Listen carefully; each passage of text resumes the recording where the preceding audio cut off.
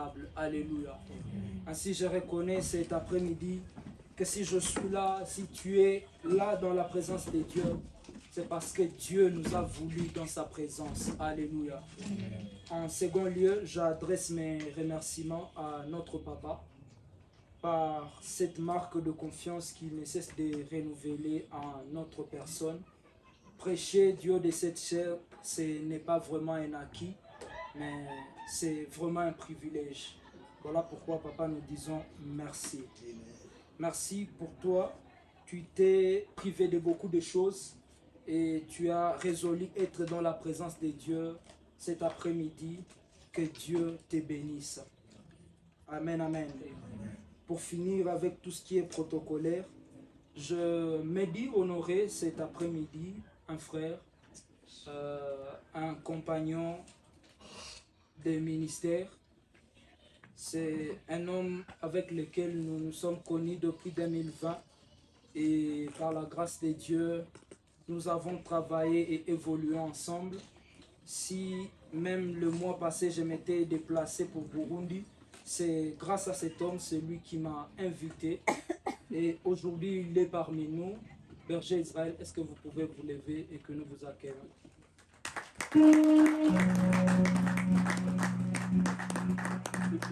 Il se nomme Israël Kitumaini. Il est le berger de la Gemme Bujumbura. Alléluia. Amen. Ce soir, nous serons en train de mettre fin à notre thème que nous avons commencé à exploiter depuis le dimanche passé. Et notre thème a été intitulé « Le plus grand de tous les mystères ». Alléluia. Je disais que notre thème s'intitule « Le plus grand de tous les mystères ». Alors que nous avons introduit ce message, nous avons montré que dans la Bible, il y a plusieurs mystères. Nous sommes allés même au-delà de cela. Nous avons expliqué que la Bible elle-même est un livre mystérieux. Alléluia. Pourquoi? Parce qu'elle cache beaucoup de mystères. Et c'est là que nous nous sommes dit, de tous les mystères qui existent dans la Bible, nous parlerons du plus grand de tous ces mystères. Alléluia. Alors que la Bible comporte plusieurs mystères, alors que la Bible elle-même est un livre mystérieux, nous nous sommes décidés de parler du plus grand de tout le mystère. Alléluia. Et le dimanche passé, nous avons lu notre premier passage dans le livre de Deutéronome, chapitre 29, le verset 29, là où la Bible dit que les choses cachées sont réservées à Dieu. Et que les choses révélées, c'est à nous et à nos enfants. Et c'est là à perpétuité. Amen, amen. Nous avons pu montrer que la gloire de Dieu aussi, c'est de cacher les choses. Et l'homme sage prouve que la gloire de Dieu, c'est de cacher les choses. Mais la gloire des rois, c'est de sonder les choses. Et c'est là que nous avons dit, si un roi a la capacité de sonder les choses, c'est que ces choses sont cachées. Alléluia. Amen, amen. En avançant, nous avons défini les mystères. Nous nous sommes dit, oui, nous parlerons du plus grand de tous les mystères. Mais qu'est-ce qu'un mystère? C'est là que nous avons dit qu'un mystère, c'est quelque chose qui est secret.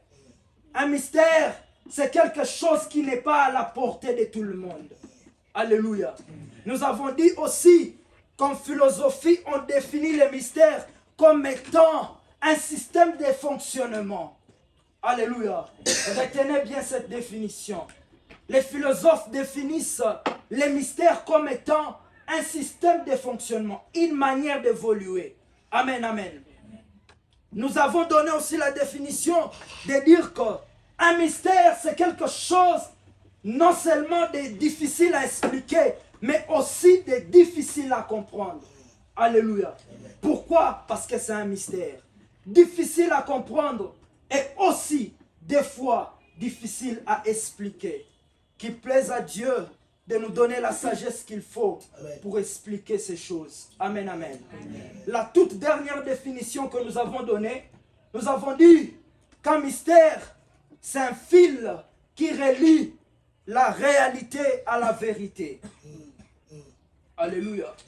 Nous avons dit, un mystère, c'est un fil qui relie la réalité à la vérité. Et qu'il y a une grande différence existante entre la réalité et la vérité. La réalité, c'est tout ce que nous voyons. La réalité, c'est tout ce que nous connaissons. La réalité, c'est la situation dans laquelle nous sommes en train de passer.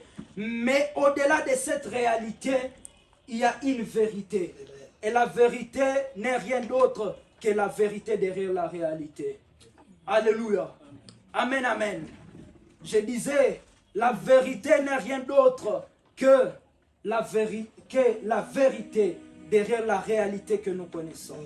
Autrement dit, derrière chaque réalité, il existe vraiment une réalité. Alléluia. Amen, amen. Pour ceux-là qui n'ont pas été avec nous, ils viennent de bénéficier de la petite récapitulation et nous pouvons commencer le message du jour. Cet après-midi, nous aurons 4 portions d'écriture. Permettez que nous ayons ces écrits, ça va nous faciliter à avancer. La première portion, nous sommes dans Éphésiens, chapitre 3, le verset 8 et le verset 9. Éphésiens, chapitre 3, 8 et 9. Je conduis la lecture. La Bible dit, à moi qui suis le moindre de tous les saints, cette grâce a été accordée d'annoncer aux païens les richesses incompréhensibles de Christ et de mettre en lumière quelle est la dispensation du mystère caché de tous les temps. Si c'est ta Bible, souligne avec moi la dispensation du mystère caché de tous les temps. Un Dieu qui a créé toutes choses. Alléluia. La deuxième portion d'écriture, nous sommes dans Colossiens, chapitre 1er, le verset 25 jusqu'au verset 27, Colossiens. La Bible dit, c'est d'elle que j'ai été fait ministre, selon la charge que Dieu m'a donnée auprès de vous, afin que j'annonçasse pleinement la parole de Dieu, les mystères cachés de tous les temps et de tous les âges, mais révélés maintenant à ses saints, à qui Dieu a voulu faire connaître quelle est la glorieuse richesse de ce mystère parmi les païens, savoir Christ en vous, l'espérance de la gloire. Alléluia. La troisième portion, nous sommes dans 1 Corinthiens. Remarquez avec moi que tout ce que j'essaie de citer, c'est vraiment les épîtres de l'apôtre Paul. Il est l'homme qui a beaucoup parlé des mystères dans la Bible. Il pouvait dire qu'en me lisant, vous pouvez même vous imaginer la connaissance que j'ai des mystères cachés de Dieu. 1 Corinthiens chapitre 2, le verset 7. La Bible dit, nous prêchons la sagesse de Dieu, mystérieuse et cachée, que Dieu, avant les siècles, avait destinée pour notre gloire. Alléluia. Amen, amen. Pour finir, 1 Timothée, chapitre 3, le verset 16.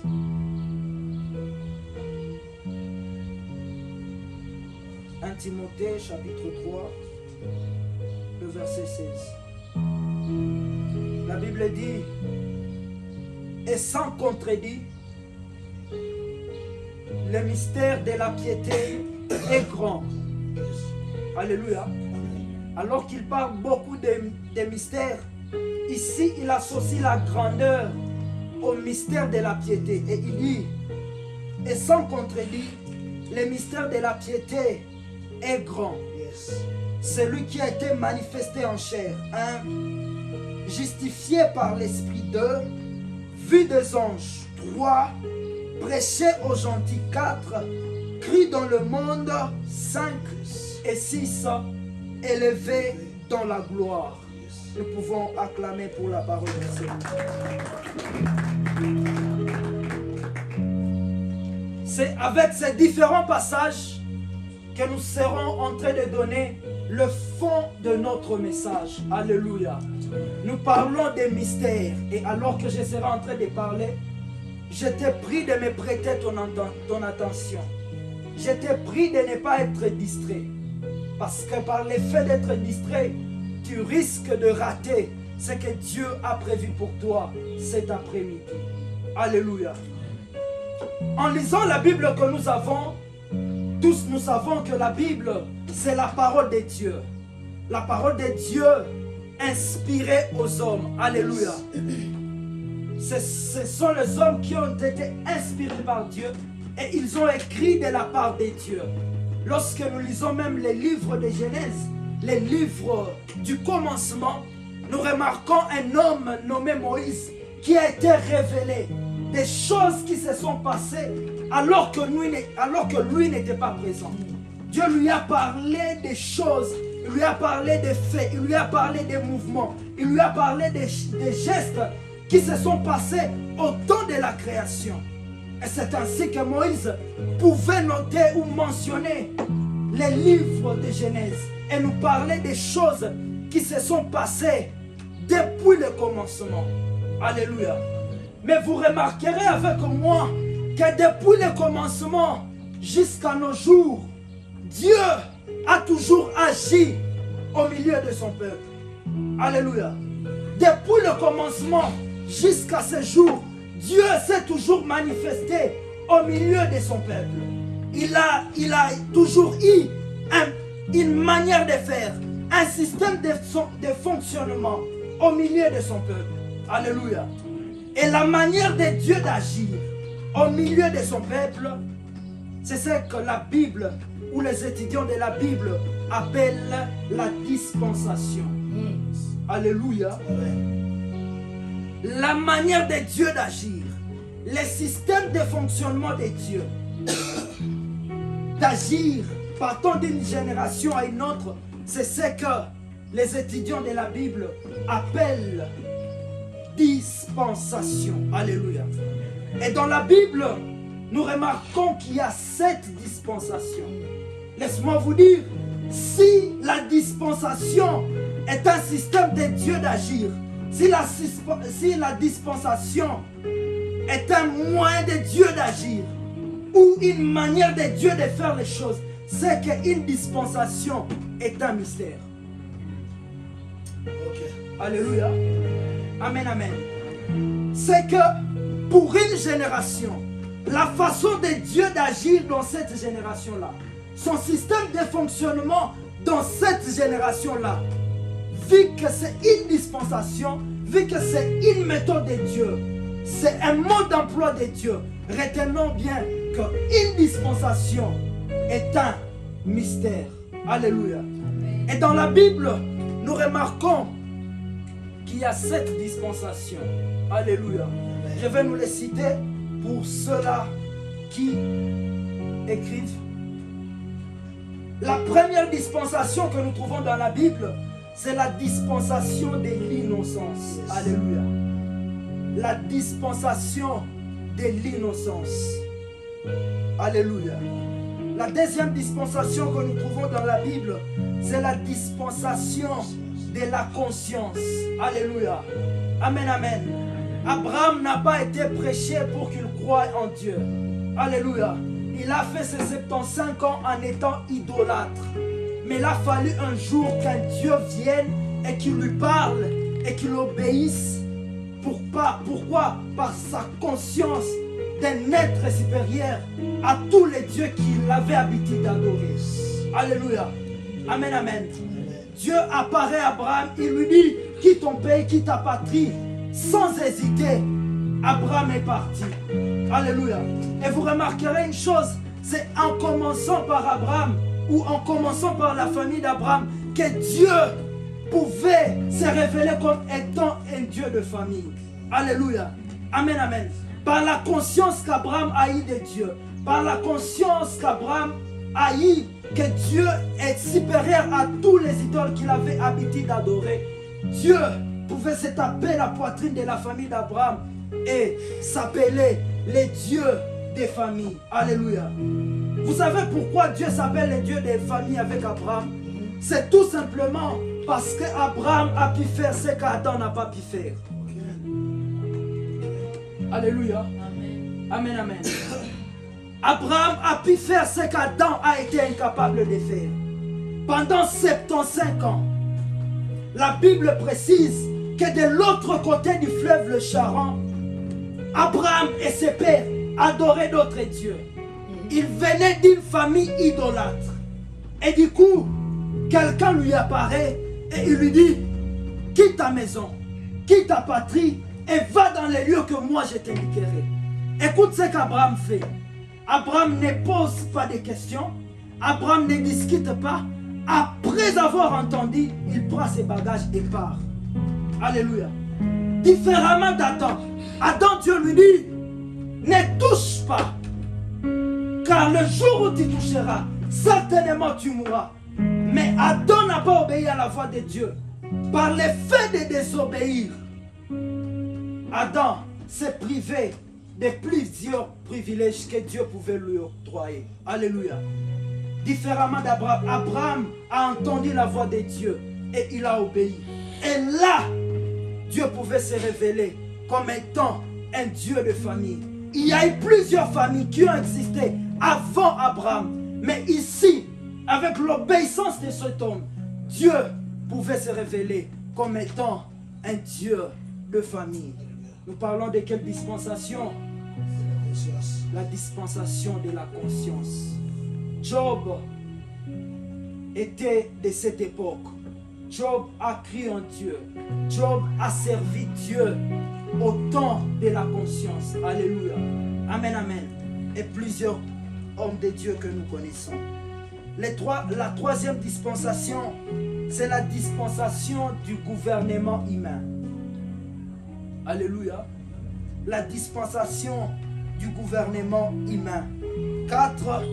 La dispensation de la promesse. Alléluia. La dispensation de la promesse. La dispensation de la promesse. Et 5. La dispensation de la loi.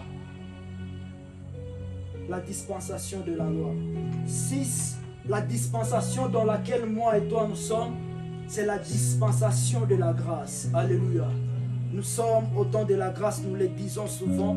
Nous sommes de cette génération, nous sommes de cette dispensation. Nous sommes de la dispensation de la grâce. Et après nous viendra une autre dispensation que nous appelons la dispensation du royaume.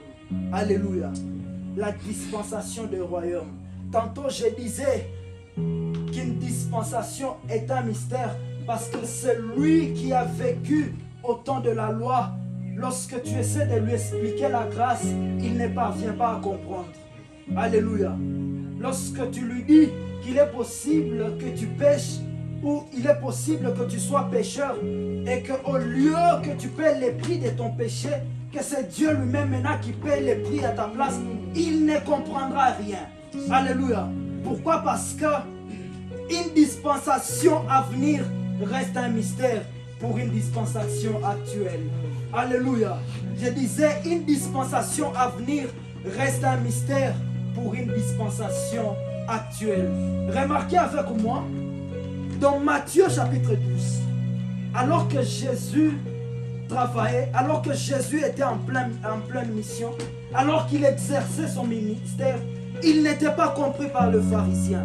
Il n'était pas compris par les scribes. Pourquoi? Parce qu'il cherchait à annoncer un nouveau message. Il cherchait à annoncer un nouveau mystère. Et ce message ne passait pas aux oreilles des pharisiens et des sadducéens. dans Matthieu chapitre 12, il pouvait dire que cet homme chasse les démons par Belzébul. Alléluia. Il dit, cet homme chasse les démons par le prince des démons. Et c'est là que Jésus pouvait dire, un royaume peut-il s'élever contre lui et subsister?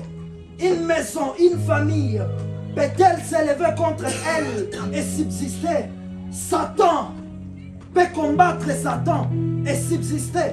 Jésus pouvait leur juste annoncer que je viens avec un nouveau message. Je viens annoncer un nouveau mystère. Je viens annoncer le commencement d'une nouvelle dispensation. Alléluia.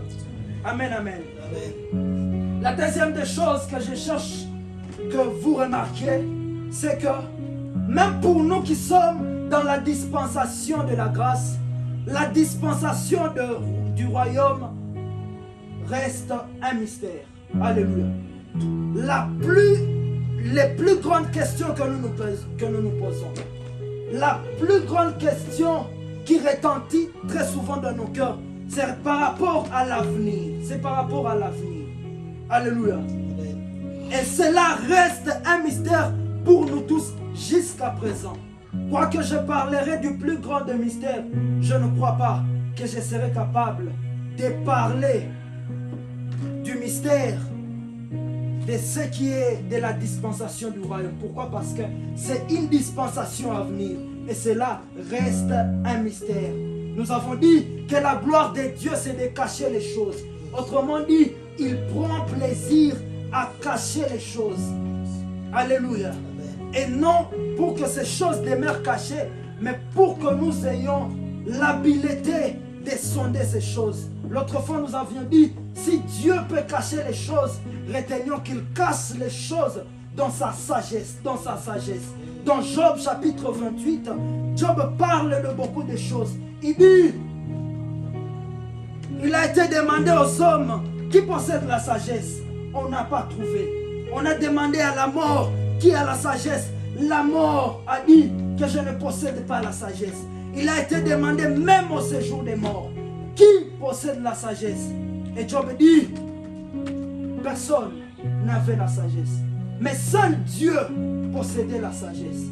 Et il dit à la fin de ce chapitre que pour que nous ayons accès à cette sagesse de Dieu, pour que nous ayons accès aux choses cachées de Dieu, il nous faut juste craindre Dieu. C'est ce que nous avons parlé la fois passée.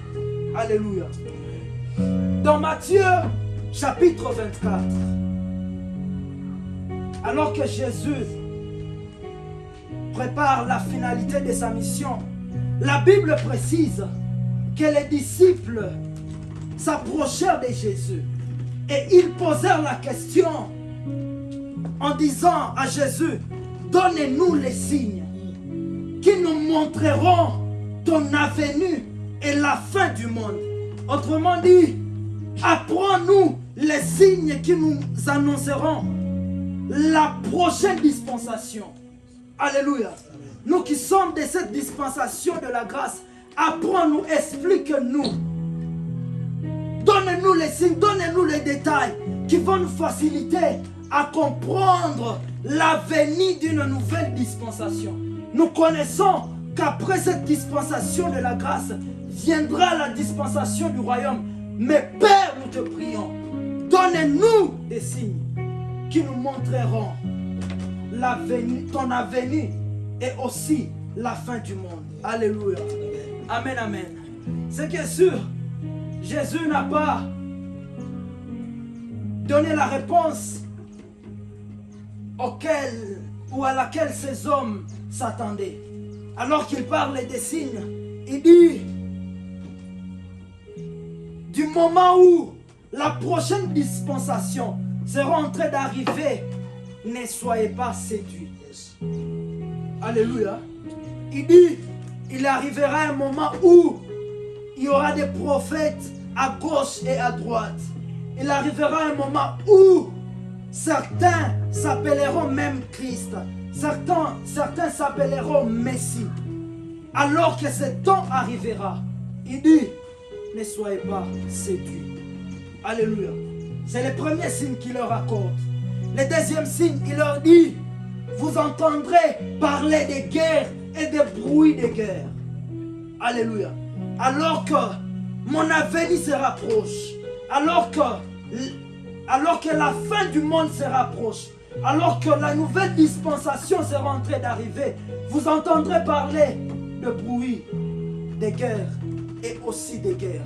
Il dit, vous entendrez parler une nation s'élever contre une autre.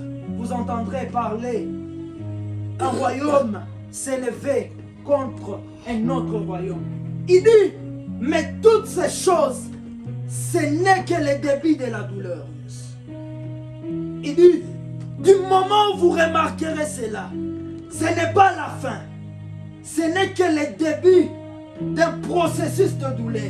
Et à la fin de cette douleur, c'est là que la dispensation du royaume fera son entrée. Alléluia. Matthieu 24,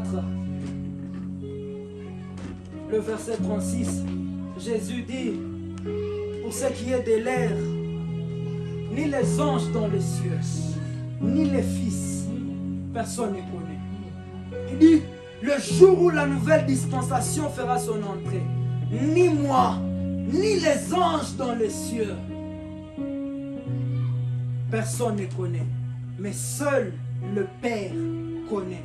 Autrement dit, la dernière dispensation, alléluia. Amen, amen. La dernière dispensation, c'est encore un mystère. Un mystère que ni les fils, ni les anges dans les cieux ne connaissent. Alléluia. Amen, amen. La dispensation qui vient reste un mystère pour nous. Nous ne parlerons pas de cette dispensation. Et ce n'est pas cette dispensation le plus grand de tous les mystères. Alléluia.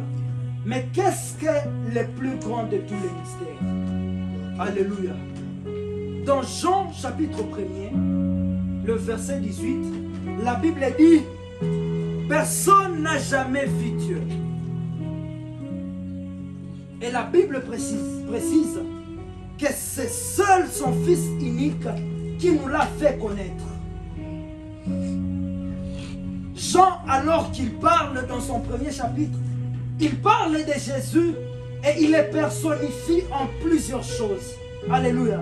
Il dit, au commencement était la parole, et la parole était avec Dieu, et la parole était Dieu, et rien de ce qui a été fait n'a été fait sans la parole.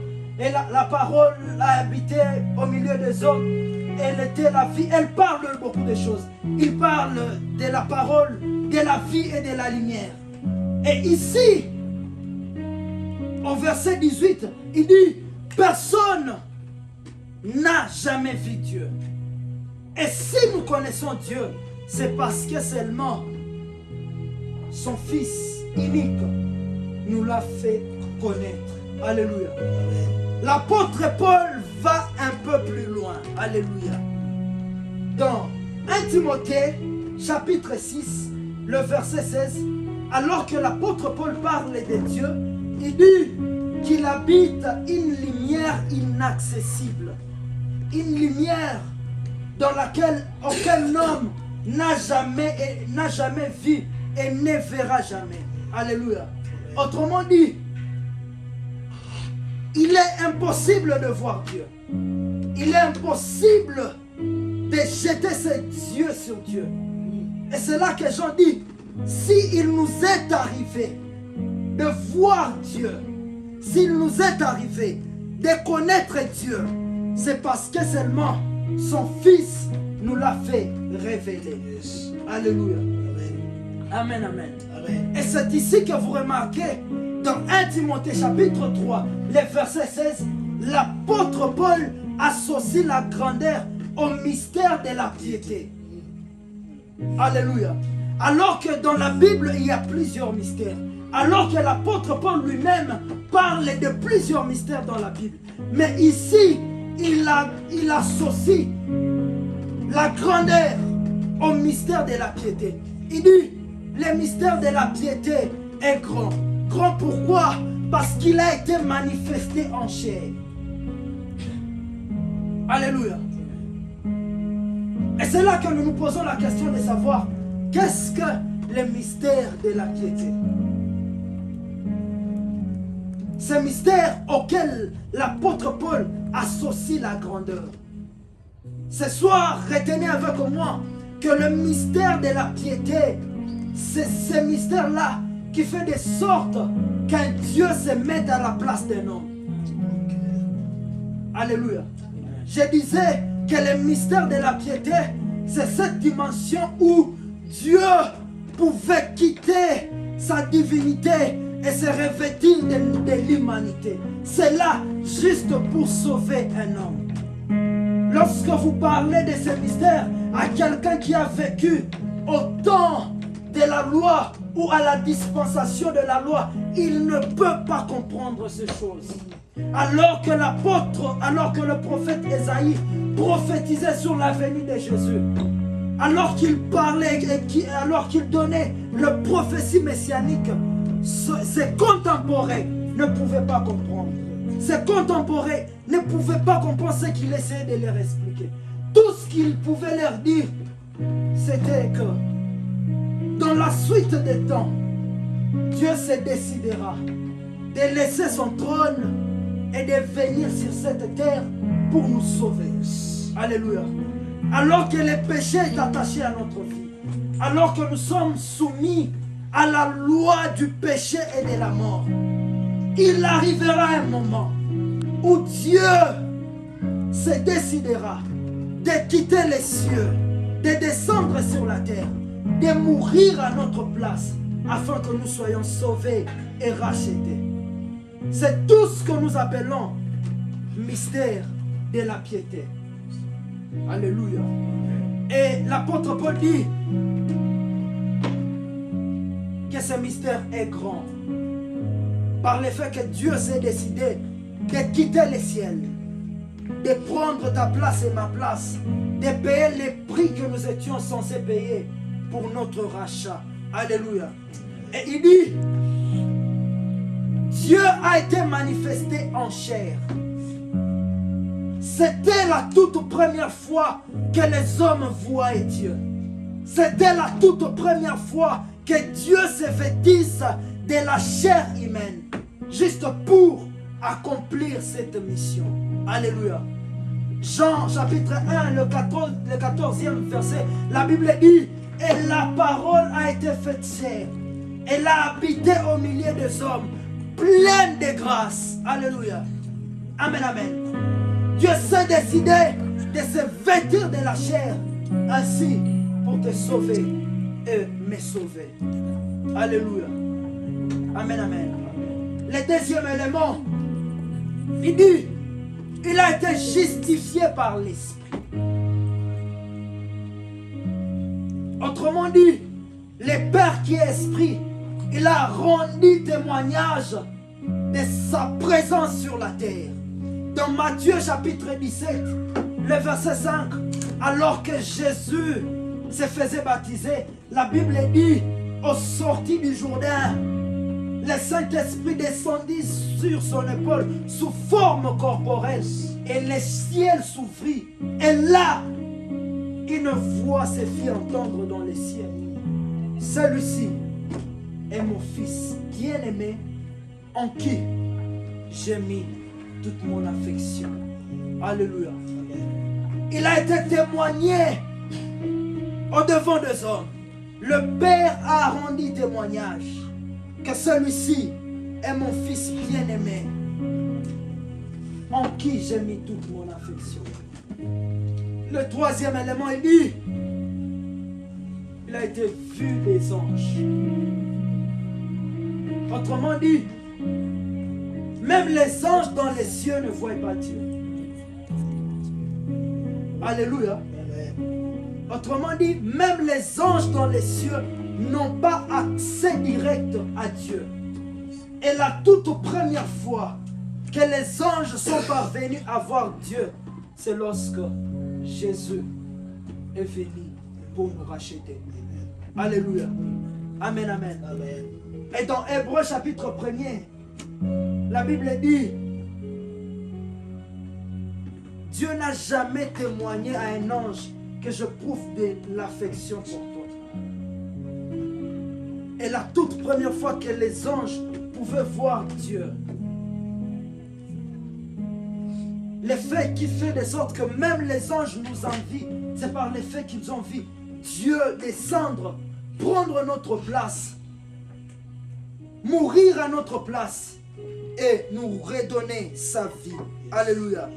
4 dit, prêcher aux nations. 5, crie dans le monde.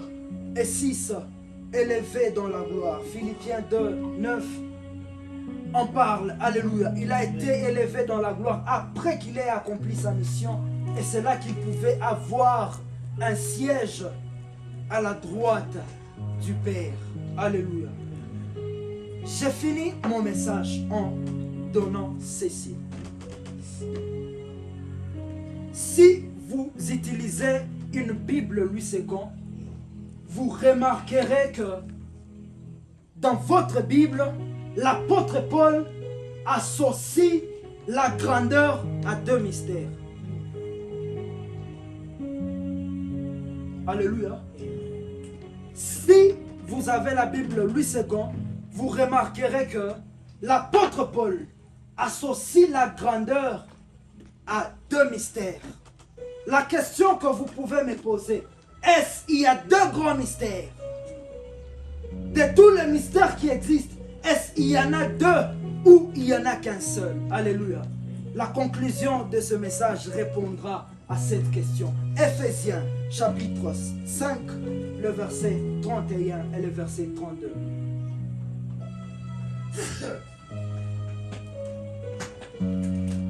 C'est un enseignement compréhensible.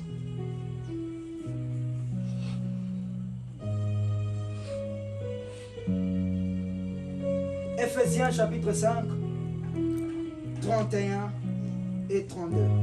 L'apôtre Paul dit, c'est pourquoi l'homme quittera son père et sa mère et s'attachera à sa femme. Et les deux deviendront une seule chair. Il dit, ce mystère est grand. J'ai dit cela par rapport à Christ et à l'Église.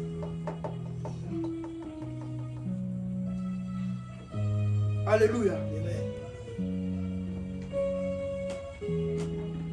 La toute première fois que dans la Bible, il est écrit, l'homme quittera son père et sa mère et s'attachera à sa femme et tous ils formeront une seule chair. C'est dans Genèse. Genèse chapitre 2, le verset 24. Alléluia. Genèse chapitre 2, c'est le chapitre de la formation. C'est là que Dieu a formé l'homme, il a soufflé dans ses narines, il a même fait appel aux animaux pour demander à l'homme de les nommer. Et au verset 24, la Bible dit, c'est pourquoi l'homme quittera son père et sa mère et s'attachera à sa femme et tous deux deviendront une seule chair. Mais vous remarquerez avec moi que ce verset n'a pas de la place de là où il est placé. Alors que la Bible parle ici de l'homme, le seul homme existant sur la terre, c'était Adam. Adam n'avait pas de papa. Adam n'avait pas de maman. Ok. Mais ici,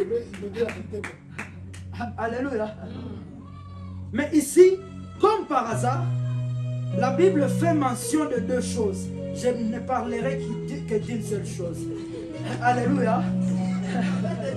Alléluia. La Bible dit, c'est pourquoi, verset 24, c'est pourquoi l'homme quittera son père et sa mère et s'attachera à sa femme.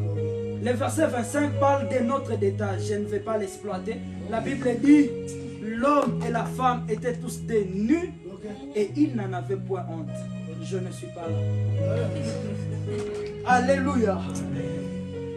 Lorsque dans la Bible, nous voyons un passage. Lorsque dans la Bible, nous voyons un passage. Lorsque dans la Bible, nous voyons un chapitre qui fait son entrée là où ça ne devrait pas être. Les étudiants de la Bible appellent cela irruption. Alléluia. L'irruption, ce sont les entre-parenthèses dans la Bible. Alors qu'il y a une succession logique des événements, mais il y a comme une entre-parenthèse qui fait son entrée. On ouvre et on ferme, puis la continuité de ce qui a été dit avant. Mais vous remarquez ici, on parle d'Adam. Et comme par hasard, il y a une irruption qui fait son entrée. Une irruption, c'est une entrée improviste. Alléluia. Et Dieu parle de l'homme qui quittera son père et sa mère et s'attachera à sa femme. Très souvent, on pensait que, alors que Dieu parlait, il parlait à des nouvelles générations. C'est sûr qu'Adam, il lui a dit, remplissez, multipliez, soyez féconds. C'est sûr qu'on peut s'imaginer que c'est à des générations à venir à laquelle Dieu pouvait dire, tu quitteras ton père et tu t'attacheras à ta femme. Alléluia. Il est vrai que ça soit ainsi, mais dans la révélation des choses, nous comprenons que lorsque Dieu parlait de ces choses, il parlait de Christ et de l'Église.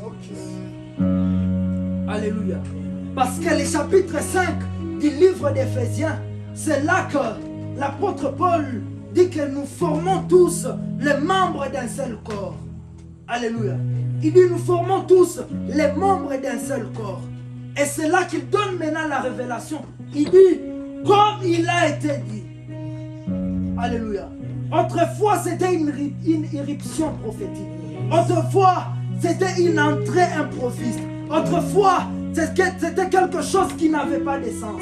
Autrefois c'était quelque chose qui a été placé de là où ça ne devrait pas être placé. Mais ici, l'apôtre Paul dit que de la même façon, il a été dit que l'homme quittera son père et sa mère et s'attachera à sa femme.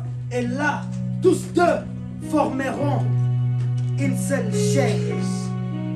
Il dit, la Bible parlait de Christ et de l'Église. Alléluia. Amen. Moi et toi qui sommes l'Église, et Christ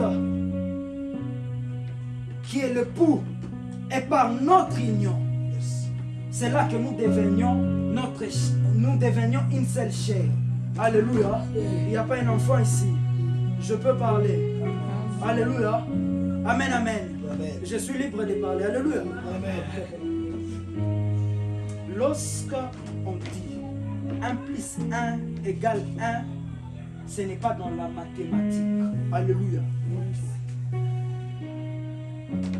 Lorsqu'on dit que 1 plus 1 égale 1, lorsqu'on dit qu'il quittera son père, elle quittera sa mère et s'attacheront et tous deux formeront une seule chair. Alléluia. C'est dans cette dimension-là. Quelqu'un a compris? C'est passé. Alléluia. Amen. La Bible dit, Genèse chapitre 4, le tout premier verset, la Bible dit, Adam connut sa femme Ève et elle enfantant Caïn. Plus tard, l'apôtre Paul dit, celui qui connaît une prostituée devient une seule chair avec cette prostituée. Lorsqu'on parle de devenir une seule chair, on parle de connaître. Alléluia. On parle de connaître. Connaître de la même façon que je l'ai dit. Hein? Connaître. Alléluia. Et la Bible précise, c'est par les faits là que l'Église qui est épouse parvient à connaître Christ, qu'ils deviendront une seule chair. Alléluia. La question que je me pose, du moment où Christ est venu nous sauver, quel jour il nous a connus? Alléluia. Comment il nous a connus? Ça a eu lieu quand? À quel moment? Dans quelles circonstances? C'est la question que je me pose. Alléluia. Dans Matthieu chapitre 5, dans Matthieu chapitre 25, la parabole des 10 vierges, la Bible dit qu'il y avait 10 vierges. Et dans ces 10, 5 étaient sages et 5 étaient folles. Alléluia. Et les 10 vierges et les 5 sages s'étaient apprêtés.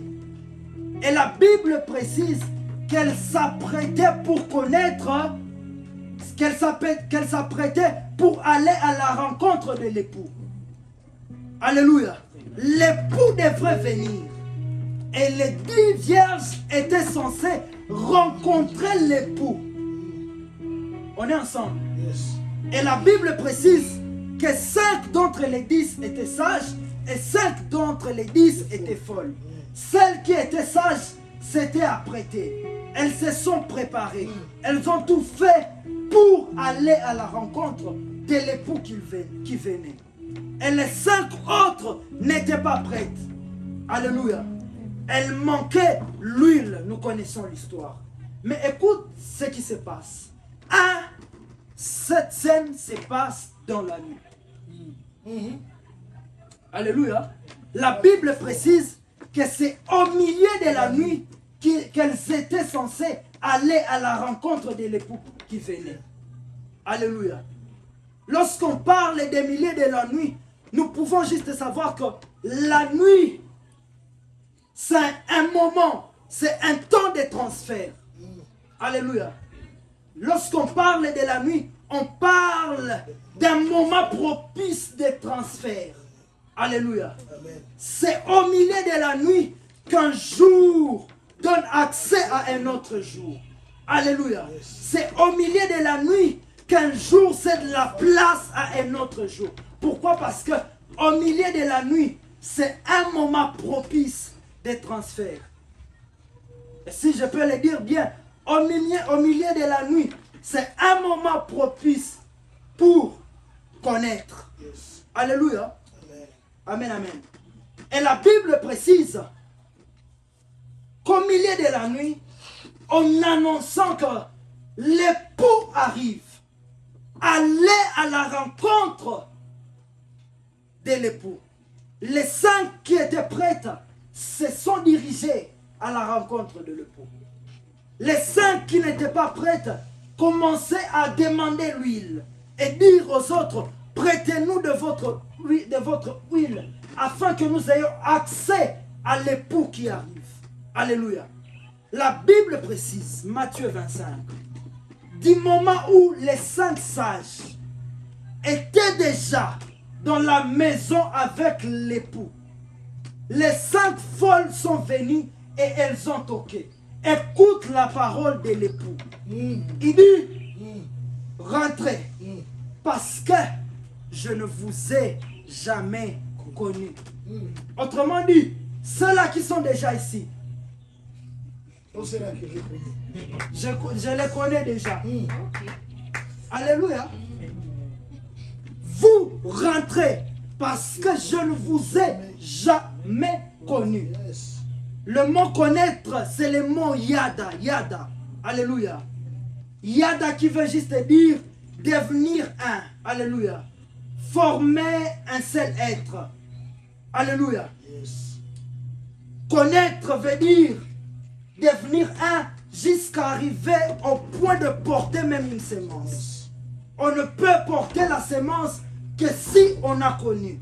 Et c'est là que l'époux pouvait leur dire, rentrez, car moi, je ne vous ai jamais connu. Mais ceux-là qui sont déjà ici, ça va. Je les connais déjà. Alléluia. Où est-ce que Dieu nous a connus, moi et toi? Alléluia. Amen, amen. La Bible me dit, alors que Jésus était à la croix, les voiles du temple se déchirèrent. Et les ténèbres a fait son entrée dans l'humanité. La nuit est tombée. Alléluia. Nous sommes où? Au milieu de la nuit. Alléluia. Nous sommes au milieu de la nuit. Alors que Jésus cherchait à payer les prix. Alors que Jésus cherchait à nous racheter. La Bible dit que les rideaux du temple, le voile du temple, se sont déchirés. Et il y a eu ténèbres à la surface de la terre. Et c'est là que Jésus nous connaissait. Et il était en train de payer le prix. Nous qui sommes l'Église, à la croix, Christ a fait tout son possible pour nous connaître. Il a usé de tous les moyens possibles. Il a usé de la nuit. Il a usé de tant de circonstances pour que moi et toi, nous soyons connus. Et c'est là que l'apôtre Paul dit, alors que la Bible dit, l'homme quittera son père et s'attachera à la femme. On ne parle pas d'abord de ton père et de ta mère. On ne parle pas de toi qui vas te marier. Okay. On parle d'abord de Christ et de son Église. Yes. Alléluia. Amen. Amen, amen. Et c'est là que l'apôtre Paul dit, ce mystère est aussi grand. Et si vous remarquez bien, il n'y a pas de grand mystère. Il n'y a qu'un seul mystère. C'est ce mystère-là que Dieu s'est décidé de quitter son ciel et de venir nous sauver. Et c'est là que l'apôtre Paul associe la grandeur au mystère de la piété et aussi au mystère d'être un avec Jésus. Amen. Que Dieu nous bénisse.